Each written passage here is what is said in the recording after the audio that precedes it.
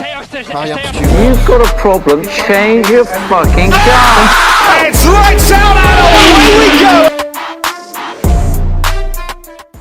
Hey everyone, it's Ams for On the Drive, and today I am with Bridget L, author of Reserved, that was the book of July for a book club. Hi Bridget. I'm good, how are you? Okay, so first thing first, who is your favorite team and your favorite driver? So I have three favorite drivers. I don't know if that counts, but It does. okay, cool. Charles Leclerc, Okay. he's my first, and then Lando Norris and Lewis Hamilton. Oh, very nice. And unfortunately Ferrari, but they have been breaking my heart a lot, so maybe I'm turning into a McLaren fan. I mean, I can't say everything because I've been the same. My first team I supported was Ferrari, and the more I go to, because I've been to 3 Grand Prix, and every time I go to a Grand Prix, I'm turning more and more into a McLaren goalie. So it's a struggle. It's a struggle. Okay, so how do you start writing, Dr. Extrubin? Honestly, I usually wait until inspiration strikes, Mhm. which happens sometimes when I'm watching the race. No, wait. That's right. I mean, how did you start writing, like as like a kid or like Oh, how? like first thing Yeah. ever? Okay. I was 14. Yeah. And I was really into fantasy. Okay. And I started writing supernatural romance actually. Okay. But that didn't work because I couldn't stick with it. And then I switched to romance and I started writing standalones, interconnected standalones. Mhm. And then I went to my first Grand Prix Yeah. in Montreal, and then Formula One took over my life. That's a feeling. I actually had a question related to that, which was how is it to write books that are all interconnected? You know what? I know we had another question as well, right? Mhm. Why I chose to have two and two. So I Yeah. think I should answer both of these. So the other question was why the books are, because in romance it's mostly one shots, while Bridget writes a lot of books that are multiple books, like book 1 and book 2, with horrible cliffhanger at the end. So I am a big series girly, I think. Mhm. And initially, Rush and Chase were 3 books. So it was Rush Part 1, Well, Rush Part 2, yeah. and then it was Chase. And then I was even thinking about a 4th one. And then I didn't do that. I put Rush Part 1 and 2 together and then Chase Part 1 and 2 together. Because I know a lot of people don't actually like having so many books about the same characters. But I always have so much story to tell. Mhm. And that's why I think it ends up with 2 books, even though it's reserved. It ended up being 2 books, right? Now it's Yeah. working on the second one. But then also for my interconnected standalone, like Jumpstart and the Inside of Rainbow, and then James's book will be one. It's because they weren't the main characters, but I also wanted to tell their stories. So that's kind of what happened there. Okay, I mean, I'm not complaining because I love, like, when I love a character, I really like staying with this character. I mean, I'm a big fan fiction girly for like all the books and all the TV shows and movies I'm watching. So it's like the more I have, the happier I am. Yeah, okay. So I'm not complaining about that. So during your writing process for a series, do you plan every book ahead of time, or do you come up with the idea as you go? As I go, actually. Oh wow! Yeah, because I was never planning on having even Leonard's book until I wrote about him in Rush Part 2. Okay. And then I fell in love with him. And okay, I need to tell this. Okay. And Adrian's book I knew I wanted because he's my favorite character of all time. Mm-hmm. James's book, a little bit controversial, I think, because so many people hate him, but I love him, so I kind of want to tell his story. And then Cameron's book I want to write. I mean, with James, I think it's even more like interesting when it's a character that is controversial, because that way you have like a challenge to make people, like, you make your readers love the character. Yeah. So I kind of like the idea. Me too. Because there are some people that really hate him, and I want to make it the best Yeah. book of the series and say, now you're gonna love him. Watch. Look at him now. Look at him. Adrian here. It's fine, more Adrian for me. Where do you find your inspiration? When I watched the race weekends in person, I had the inspiration of Rush. And Okay. kind of triggered all of it. And then a lot of the moments in real life between the drivers, they also inspire certain parts of the books. And even with the women now coming into F1, that helps a lot too with me finding out what is more realistic and achievable, Yeah. as well as also reaching for the stars. Okay, what's the story behind the series? Was it always supposed to be a sports romance? Or, I mean, did you have a different idea before settling on this one? I mean, I guess with what you said earlier, it was always supposed to be. Yeah. Yeah. It was always Formula One. I saw that I grew up with Formula One, but even in 2019 when I went, there were no women. Yeah. And I thought that was so incredibly unbelievable that there were still no women really that were reporting or even on the grid. Yeah. And then I had the idea for Rush. And I mean, Charles Leclerc's face did help. So. Yeah. So when did you start liking Formula One? Well, I grew up with it. Oh, wow. So my dad was a huge Michael Schumacher fan. Oh, okay. So, and I became a Lewis Hamilton fan from when I was a kid. And I even have photos of myself in Singapore in front of the garage with Lewis Hamilton. That's so cute. Face. Yeah, no. That's so cute. What writers did you look up to that inspired you to start writing? You know, a lot of different ones because I've been reading since I was a kid. Yeah. I want to say 7 years old. My grandparents taught me how to read. Yeah. My grandma's blind, so my grandpa always told me to read it to her. So it was kind of since then. So a lot of different ones. But I think nowadays, who inspires me a lot is Katie Roberts. Because they write such amazing books with diversity and just such intriguing stories that I get inspired a lot by them.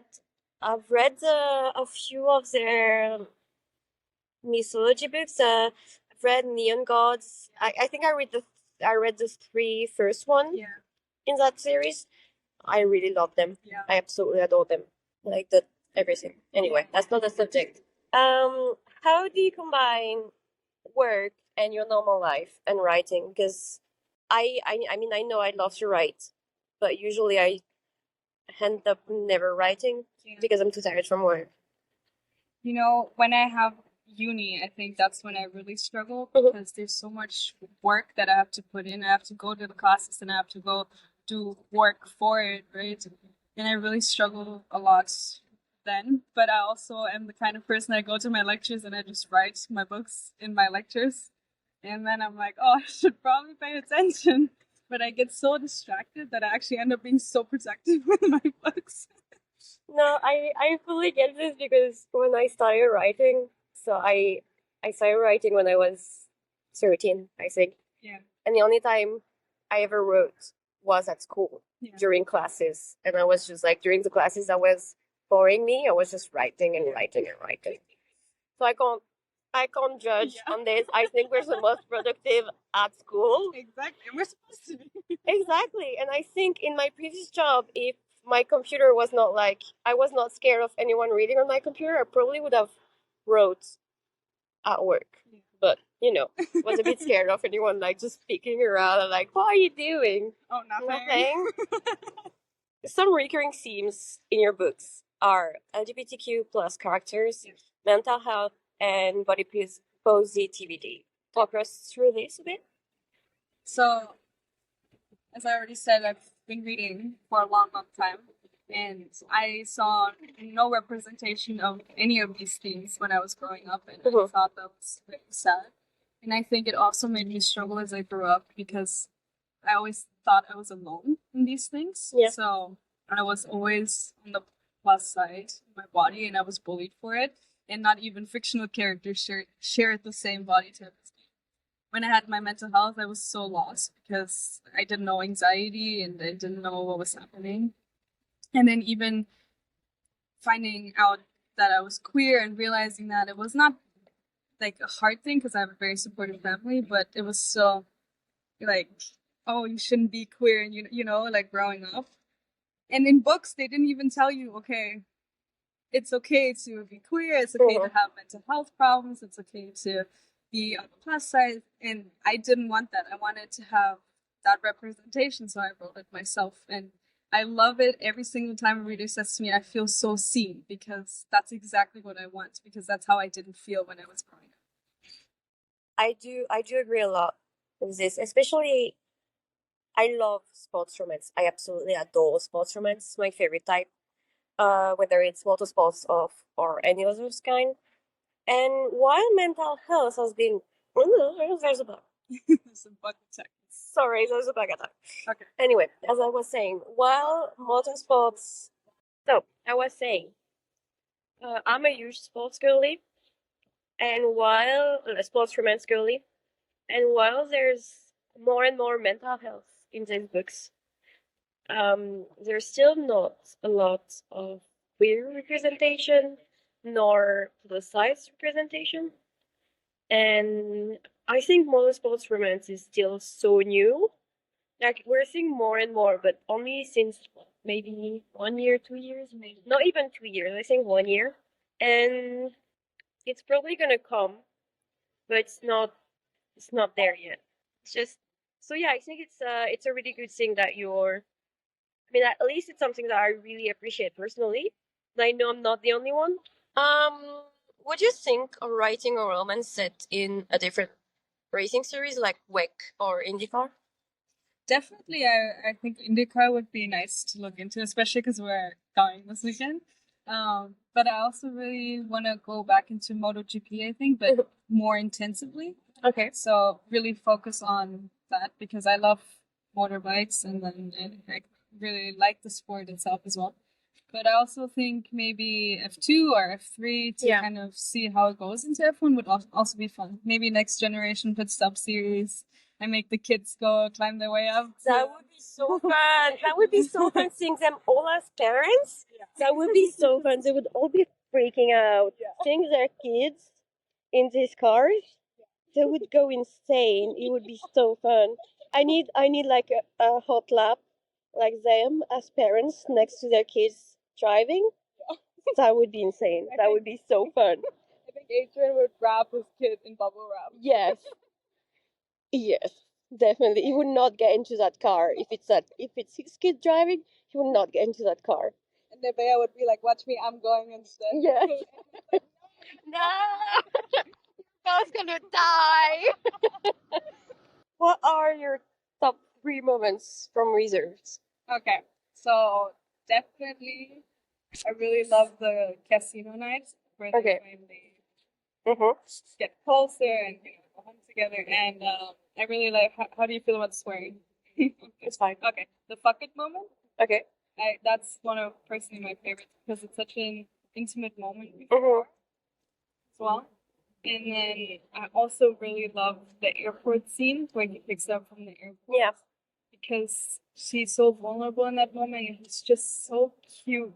Just so cute with her and he's so understanding and he makes her feel better and I don't know, I'm a sucker Yeah. for Steven moments, I think we all need an Adrian in our life. honestly. You know what my least favorite moment from reserve is? Then Yes, the ending. Exactly. The ending.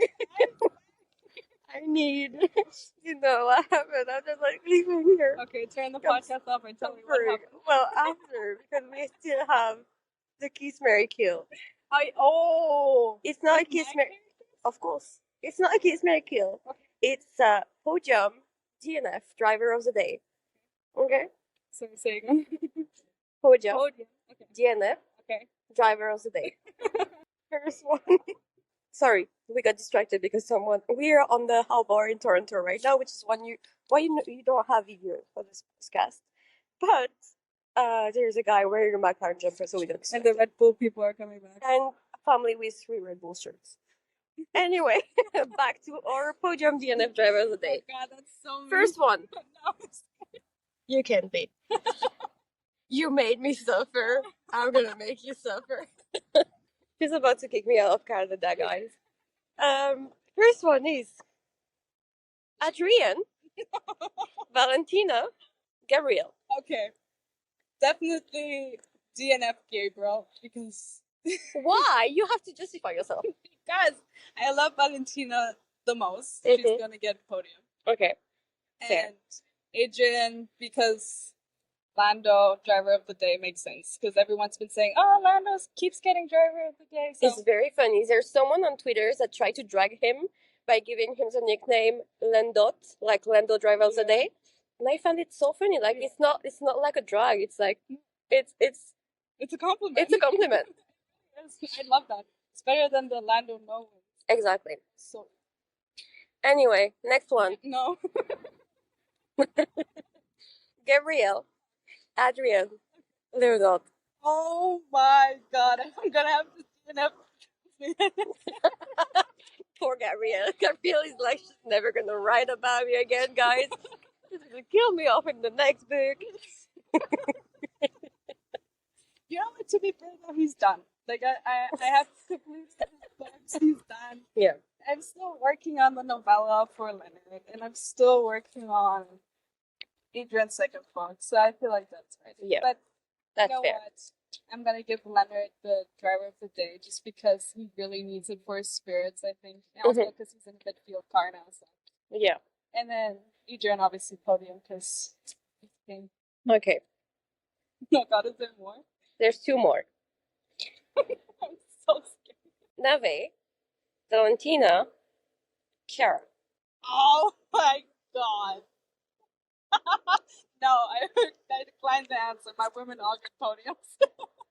okay, I'll try. DNF Chara just because she intimidates me the most. So Okay. DNF her because she's my trained fighter. She can beat me up later for it. And then Yeah, I was gonna say, she intimidates you the most, but she can like fuck you up because you DNF'd her. but she'd get it too because she's not even in motorsport. She does ice. Yeah, true. So Nevaeh, I would do driver of the day because with her photography, she deserves it in her journalism skills. Mm-hmm. And then Valentina, because she's a badass. And I mean, she's an actual driver, so okay. And for our last one, Adrian. Oh no. I love her every time I say Adrian. She's like, oh no. Oh no, don't make me choose anyone beside Adrian, please. She has one favorite, guys. Like all of us. Anyway, Adrian, Valentina, Oh no. Neve. Okay, I'll do enough Adrian for my women. Wow. Wow. I have to stick with my women. I have Okay, to. okay, fair. And then I'll just give Nevaeh the podium because she's number one Mm-hmm. in this scenario. Because I don't know. Because I love her so much. And then Valentina gives driver of the day because she's awesome. Okay, that's fair. That's fair. Sweating. You've made me sweat. I'm totally fair, guys. Anyway, that was all for me. Thank you, Bridget. It was very, very fun. And yeah, I hope you enjoyed this. I And did. thank you. Goodbye. And guys, I will see you next time. Bye.